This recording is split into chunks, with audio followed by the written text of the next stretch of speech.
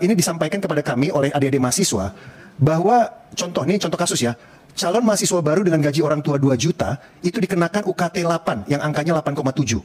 Dan mereka beranggapan bahwa ketika permen ini belum ada, UKT hanya sampai golongan 6. Tapi setelah adanya Permendikbud, UKT dibuka dengan golongan 12. Artinya ini kan penerjemahan dari pihak rektorat terhadap kebijakan yang baru.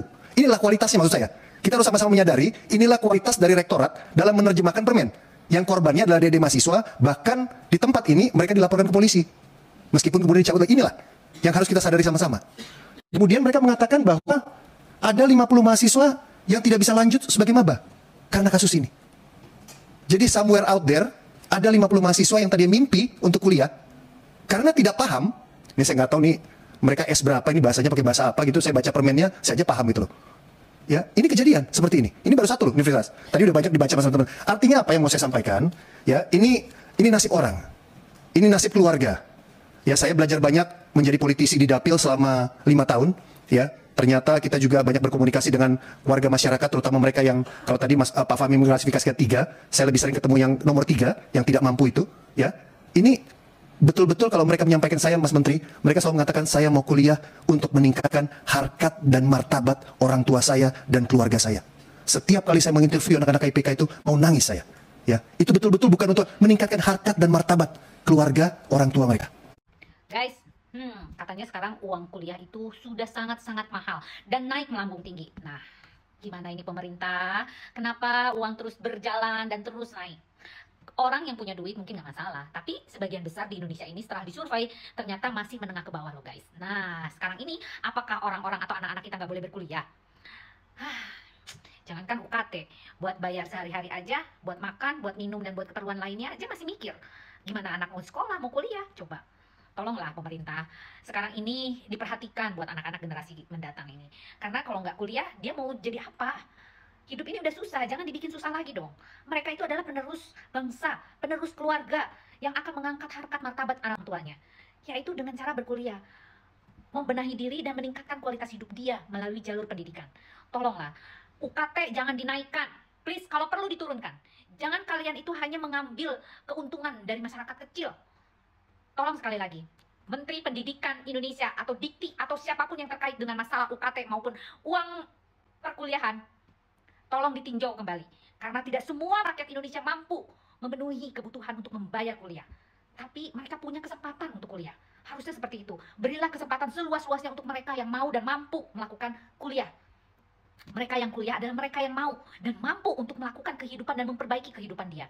Tolong, sekali lagi, turunkan bayar UKT itu. Ya, saya mohon sekali lagi, kalau perlu saya yang akan mendatangi ke Mendikbud. Oke? Salam, Dita Gading.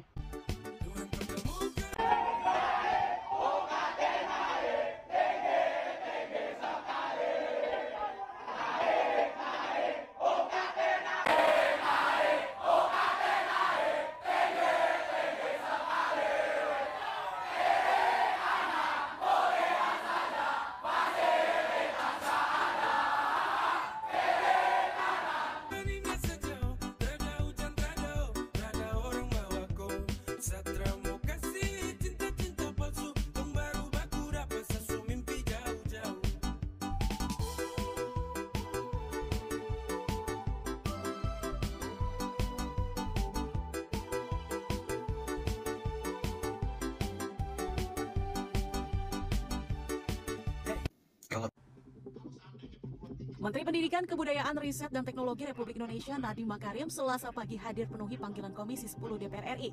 Sejumlah hal dibahas dalam rapat kerja hari ini, salah satunya terkait kenaikan uang kuliah tunggal atau UKT yang jumlah kenaikannya dinilai fantastis di sejumlah perguruan tinggi negeri. Dalam penjelasannya, Nadiem menyatakan akan mengecek dan mengevaluasi agar peningkatan harga UKT tetap rasional dan masuk akal. Nadiem memastikan pihaknya akan menghentikan kenaikan uang kuliah tunggal atau UKT yang nilai kenaikannya tidak wajar.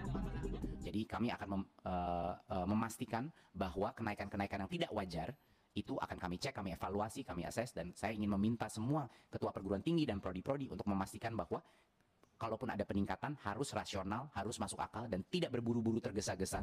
Nadiem juga menegaskan bahwa peraturan terkait UKT baru ini hanya berlaku bagi mahasiswa baru dan tidak berlaku bagi mahasiswa yang sudah belajar di perguruan tinggi negeri tersebut. Terkait hal ini, Ketua Komisi 10 DPR RI Syaiful Huda menyebut semua kebijakan tentang kampus harusnya sudah mendapatkan persetujuan dari Kemendikbud. Huda menegaskan bahwa Komisi 10 mendesak Kemendikbudristek membatalkan sementara kenaikan UKT tersebut.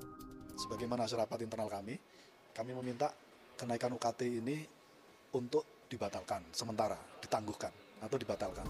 Sebelumnya, sejumlah mahasiswa mengkritisi keberadaan Permendikbud nomor 2 tahun 2024 yang mengatur tentang satuan biaya operasi perguruan tinggi negeri PTN. Khususnya pada pasal 7 yang menyebut bahwa PTN dapat menetapkan tarif UKT lebih tinggi dari besaran dasar biaya kuliah tunggal atau BKT di berbagai program studi.